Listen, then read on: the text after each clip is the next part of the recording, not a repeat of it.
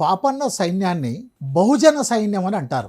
Yes, ఎందుకు పాపన్న సైన్యాన్ని బహుజన సైన్యం అని అంటున్నారు?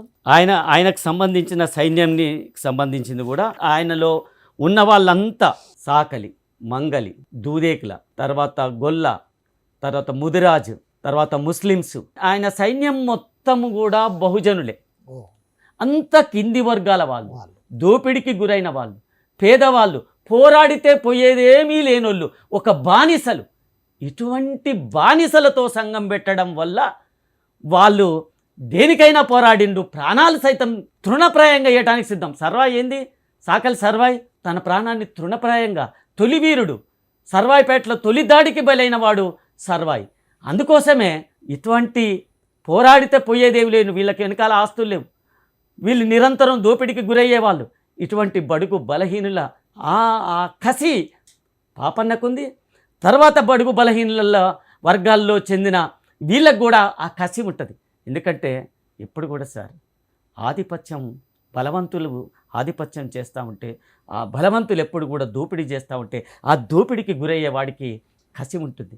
వానిని నిరంతరం ఏదైనా జయించాలని, వాన్ని ఏదో రకంగా ఓడించాలనే ఆ తపన అనువనువున ఉంటుంది, ఆ కసి ఉన్నది. ఈ కసి ఉన్న వాళ్ళే బహుజనులు, ఆధిపత్యాన్ని ధిక్కరించే వాళ్ళే బహుజనులు. అందుకోసమే బహుజన సైన్యంలో ఆ దీక్ష, పట్టుదల సైన్యంలో కనపడుతుంది.